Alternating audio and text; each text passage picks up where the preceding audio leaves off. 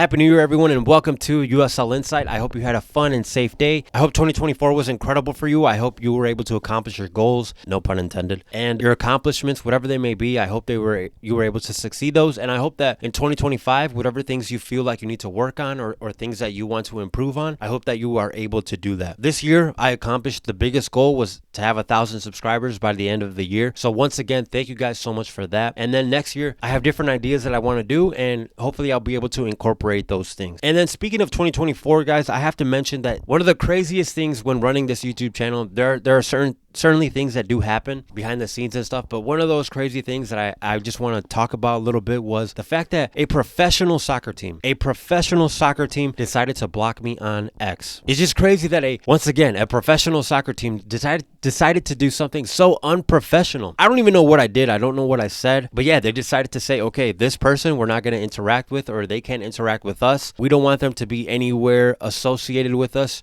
through social media platform. Well, that's the only platform that I have on, besides YouTube. But yeah, they ultimately said we don't want to have any relationship with this guy. So I don't even know what I did. I don't know what I said. I don't even know if they'll watch this video. So if a New Mexico United rep or anyone sees this and wants to let me know what happened, where the conflict occurred, I would love to know, just to know. I really do not care, in the sense of, I think this is incredible because I'm just some random guy on YouTube. I'm just some guy on YouTube who said, let's talk about the USL Championship because it's a great league. It's a league that's going to grow. Of that, I have no doubt. To have a professional team in any sports capacity, I don't think it's a common thing, but then again, I don't know if teams decide to block journalists or commentators or YouTubers. So yeah, that was something crazy that happened in 2024, but nonetheless, I still want to talk about New Mexico United because they had arguably one of the greatest coaches last season, got rid of him because he decided to go somewhere else. So why don't we break that down a little bit? But before we get into the topic that I want to talk about, welcome everyone to the USL Insight, where we talk about news happening around the USL Championship. And if you're a fan of the USL, please give this video a like because it really helps with the algorithm so that we could get more exposure out there. Now with that, why don't we get into it? And that is, so New Mexico United this past season had the best record for the Western Conference, in the sense of they got first place and they were third overall in the USL Championship that season with points. They got first with 18 wins, 11 losses, and 5 draws. That is great news for New Mexico United, and that was under the leadership of Eric Quill. Now, Eric Quill started coaching for North Texas SC in the USL League One. And North Texas actually won the league during its inaugural season in 2019,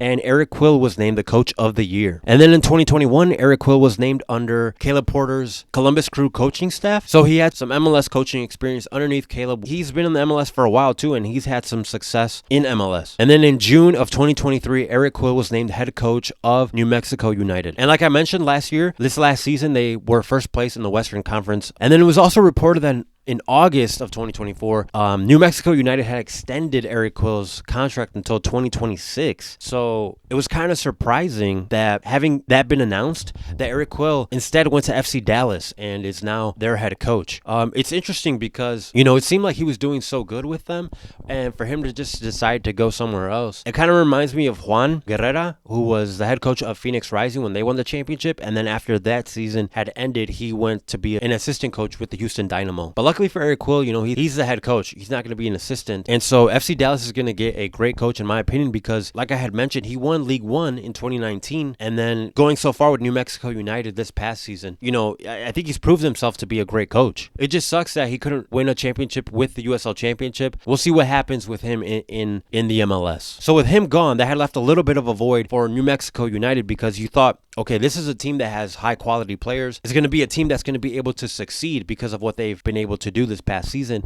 And then also just playing there. Every time I see a game there, the fans look amazing. The fans, they look like they support their team. They're behind their team. Not every single team in the USL or in soccer for that matter has the greatest fans. And New Mexico United, I feel like they have definitely built a fortress. I'm sure being a goalie, it's going to be tough playing with those fans that are behind them. And it just looks like a great time. Every single time that I see a game, it looks like it's a great time to be able to experience soccer as the way it should be. So New Mexico United is definitely a powerhouse team when it comes to that aspect. So it kind of made you think, like, who are they going to bring in to replace him? Who's going to be that next coach? And they were able to snatch up Dennis Sanchez from Las Vegas Lights. And Dennis Sanchez also, he was able to do something incredible with Las Vegas Lights because they got a new owner with Jose Bautista buying them, and he turned that team around. I also made a video about him when he had purchased them. There's no denying the incredible things that he did. And so Dennis Sanchez, I think, also is a great coach because he was able to take Las Vegas and take them to a playoff spot, which had never been done in their history. And they have had some coaches as well.